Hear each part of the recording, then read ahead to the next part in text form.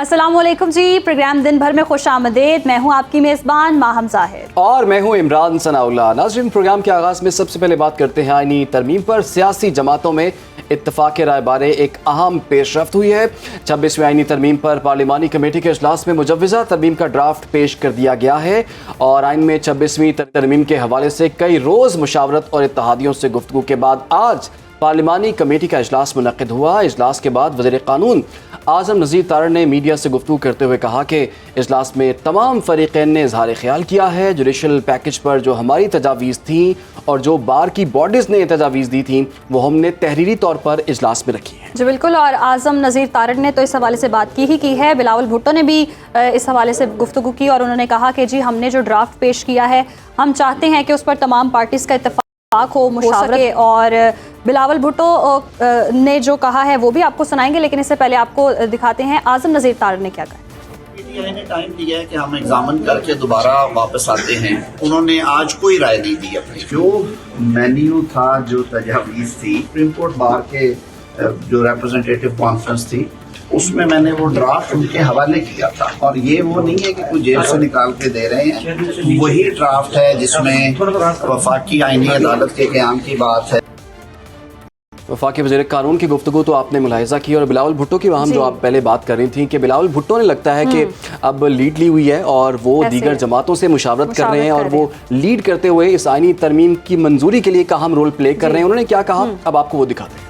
हुकूमत के पॉइंट्स पेश किए गए, जो ये तमाम लीगल कम्युनिटी के इनपुट, ये जो बॉडी उनके साथ वज़ीर कानून ने बहुत तफसीली इंगेजमेंट रखा।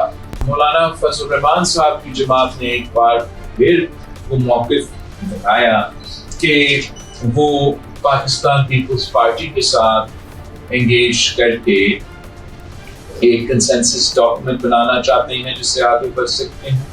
मैंने भी वो पॉइंट दोहराया कि हमारा तो आइडियल सिचुएशन यही है कि हम पॉलिटिकल पार्टीज का कंसेंसस पे ये आइन साजी करें। जी, तो बिलावल भुट्टो ने तो कहा है कि हमारी कोशिश ये होगी कि तमाम पार्टीज़ का इत्तेफाक हो, और मौलाना फजल रहमान ने कहा है कि हमारा मुसवदा जो हमारा ड्राफ्ट है वो कोशिश होगी कि पीपल्स पार्टी जैसा ही हो। तो उन्होंने भी शेयर किया है। मौलाना फजल रहमान ने क्या कहा है वो भी देख लेते हैं। हुकूमत ने आज पहली मरतबा अपना ड्राफ्ट जो है वो हमारे साथ शेयर किया है और अब इसके बाद बातचीत शुरू होगी गवर्नमेंट साइड के साथ हमारी, और देखते हैं फिर बात कहाँ तक पहुँचती है। पीपल पार्टी की तजावीज़ भी सामने आई हैं और जो JUI पीपल पार्टी बातचीत करेगी आपस में, वो कोशिश करेंगे कि एक ड्राफ्ट पर इत्तेफाक हो। फिर वो अपना ड्राफ्ट जो है अपने इत्तेहादी मुस्लिम लीग के साथ शेयर करेंगे और हम अपोजिशन की PTI के साथ शेयर करेंगे ताकि एक कॉन्सेंसस हासिल हो। मौलाना की गुफ्तगू भी आपने मुलाहिज़ा कर ली। इसी मामले पर बात करने के लिए हमें ज्वाइन कर लिया है सीनियर तज्ज़ियाकार राना कैसर साहब ने। राना साहब, आपके वक्त का बहुत शुक्रिया। राना कैसर साहब, ये जो एक्सरसाइज इस वक्त चल रही है कि मुशावरत हो रही है, कमेटी में ड्राफ्ट भी बाज़ाब्ता तौर पर पेश कर दिया गया है, आपको लगता है ये एक्सरसाइज कामयाब होगी? देखिए, आज ये एक बड़ी इंपॉर्टेंट मीटिंग थी और इन कैमरा सेशन था इस स्पेशल कमेटी का। आपको याद है कि इससे पहले पार्लियामेंट के जो इजलास था नेशनल असम्बली और सेनेट का वो बुलाया गया था और कोशिश की जा रही थी कि उजलत में इस आइनी तरमीम को जो एक पैकेज के तौर पे हुकूमत लाना चाह रही थी कि उसको अप्रूव कराया जाए, लेकिन वो पैकेज अभी तक उसके खद्दो ख़ाल एज सच फॉर्मली सामने नहीं आए। उसके बाद अपोजिशन की जमातों ने ख़ास तौर पे मौलाना फजल रहमान ने एक पोजीशन ली कि इसमें उजलत की वजह जो है वो काबिल फ़हम नहीं है। लिहाजा चूँकि जैसे 18वीं तरमीम के वक्त तकरीबन 9 माह का वक्त लगा के कंसेंसस बिल्ड किया गया था और बहुत ज़्यादा तरामीम की गई थी कॉन्स्टिट्यूशन में, तो उस हवाले से वो चाहते थे कि इस दफ़ा भी एक ब्रॉड बेस्ड इंक्लूसिव जो है बातचीत हो और कंसेंसस पैदा किया जा सके, मीडिया में भी बात डिस्कस हो, इंटेलिजेंसिया में भी हो और तमाम पॉलिटिकल पार्टीज़, तमाम स्टेक होल्डर्स जो हैं वो इस बात पे एग्री करें। तो इस दौरान देखिए राब्ते भी होते रहे, मुलाकातें भी होती रहीं और एक दूसरे के साथ प्रपोजल्स भी शेयर होते गए।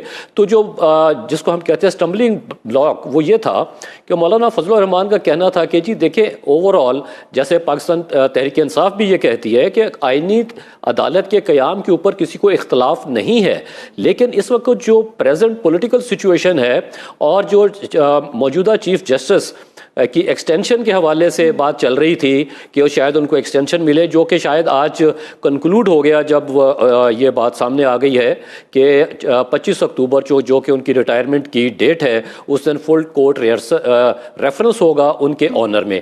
اب کانسٹیٹیوشنل کورٹ کی جو بنانے کا جو ایک حکومت کا پلان ہے، اس حوالے سے آج جو میٹنگ ہوئی ہے اس میں دو چیزیں امپورٹنٹ ہیں جو سامنے آئی ہیں۔ اس میں ایک تو یہ ہے جی کہ فیڈرل لیول پہ کانسٹیٹیوشنل کورٹ ہوگی، پروونشل لیولز پہ بھی کانسٹیٹیوشنل کورٹس ہوں گی، اور اس کے علاوہ ججز کی جو اپوائنٹمنٹ ہے اس کے حوالے سے کانسٹیٹیوشنل فورم ہوگا ایک، جو کہ صوبائی یعنی ہائی کورٹس میں اور سپریم کورٹ میں ججز کی تعیناتی کے حوالے سے کام کرے گا۔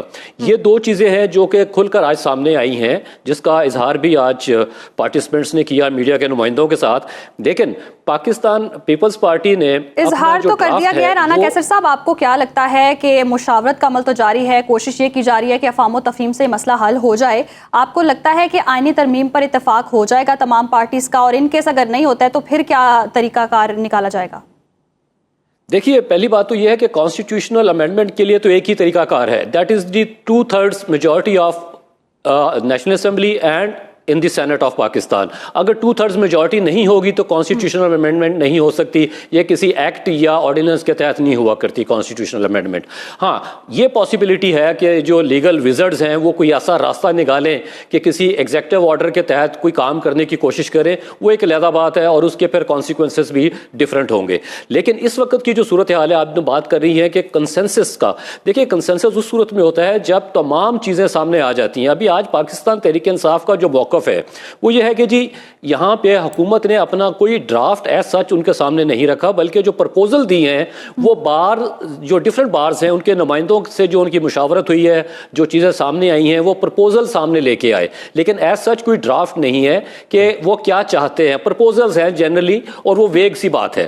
اب پاکستان پیپلز پارٹی نے اپنا مسودہ جو ہے وہ JUI کو دے دیا۔ مولانا فضل الرحمان نے اس کو بتایا میڈیا کے نمائندوں کو کہ جناب یہ آج ہمارے سامنے تو ہوا ہے، لیکن رانا صاحب سوال یہ ہے کہ اگر JUI اور PTI حکومت کی حمایت اس آئینی ترمیم میں نہیں کرتے تو 63A کے فیصلے کے بعد آپ کو لگتا ہے کہ حکومت اس پوزیشن میں ہے کہ آئینی ترمیم پاس ہو جائے گی؟ پھر اگر دیکھیے، اگر نمبرز گیم کی ہم بات کریں تو ایز سچ تو حکومت کے پاس نمبرز جو ہے وہ موجود نہیں ہے، لیکن ایٹ دا سیم ٹائم آپ جانتے ہیں کہ آرٹیکل 63A اس کے حوالے سے بھی ججمنٹ آ چکی ہے۔ 5 ممبر بینچ نے ایک فیصلہ سنا دیا ہے، اور اس کے مطابق یہ ہے کہ کوئی بھی شخص اپنی پارٹی ایفیلیشن کے باوجود اور اس کی پارٹی کی پالیسی کو مد نظر نہ رکھتے ہوئے وہ ووٹ ڈال سکتا ہے، لیکن اور اس کا ووٹ بھی کاؤنٹ ہوگا، اور ایٹ دا سیم ٹائم اس کی جو ڈسکوالیفیکیشن ہے اس کی بھی ایک انہوں نے لمٹ رکھ دی 5 ایئرز۔ اب آپ دیکھیے کہ 5 ایئرز ڈسکوالیفیکیشن اور ان ریٹرن وہ کیا بینیفٹ ان کو ملتا ہے اگر وہ فلور کراس کرتے ہیں۔ تو دیکھیے اس وقت تو یہ بالکل ون ون سی سچویشن ہے۔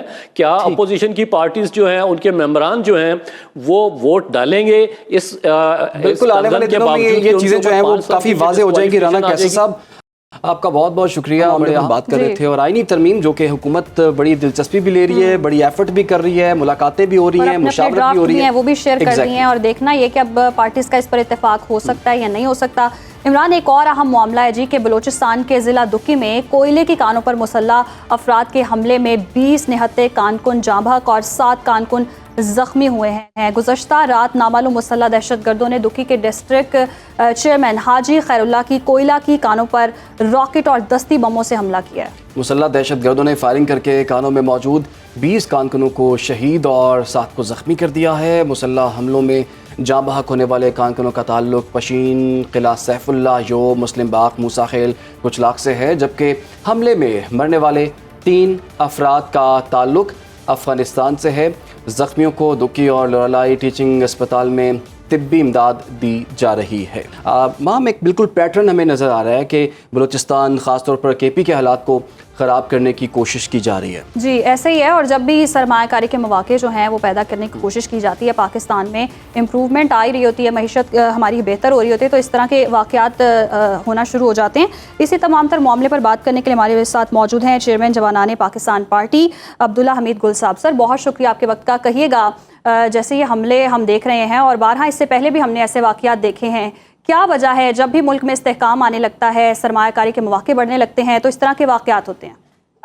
बिस्मिल्लाहिर्रहमानिर्रहीम। सबसे पहले तो मैं ताज़ियत पेश करूंगा उन लोगों से जो जिनके प्यारे जो है वो चले गए, और दूसरी बात यह है कि इससे एक बात है कि सिक्योरिटी फोर्सेस ने जिस तरीके से नरगा दहशतगर्दों के खिलाफ जो है वो मजबूत किया है, तो नतीजा ये निकल रहा है कि दहशतगर्द जो है अब सिक्योरिटी इलाकों में नहीं आ रहे, वो फोर्सेस के ऊपर हमला नहीं कर रहे, बल्कि वो निहत्ते लोगों को जो है नुकसान पहुंचाना चाहते हैं, जो कि मेरे ख्याल में इस्लाम की कोई रवायात इससे मिलती नहीं है। इस्लाम तो बड़ा वाज़ेह है, वो तो अमन की बात करता है, सलामती खैर की बात करता है और इंसानियत की बेहतरी की बात करता है। हद यह है कि कहा गया कि खाना काबा एक तरफ ढाया जा रहा हो और दूसरी तरफ इंसान की जान हो, मुसलमान का जिक्र नहीं किया गया। इंसान की जान हो तो इंसान की जान बचाई जाए। लेकिन अब जो हम ये देख रहे हैं कि दहशतगर्दी के ताने बाने जो यकीनन भारत और उसके जो हवारी हैं जो कि मगरिब में बैठे हैं, ये मुख्तलिफ एजेंसियां जो हैं बलूचिस्तान में और खैबर पख्तूनख्वा के अंदर अमल दरामद कर रही हैं अपने जो मज़मूम मकासद हैं, और उसके लिए वो वहाँ के लोगों को जो है वो ट्रेनिंग देते हैं, उनकी ब्रेन वॉशिंग करते हैं, जो कि BLA में या फिर PT जो हम देखते हैं TTP के अंदर जो है वो शामिल हो जाते हैं। लेकिन इन सब के अब पॉलिटिकल चेहरे भी सामने नजर आना शुरू हो गए हैं।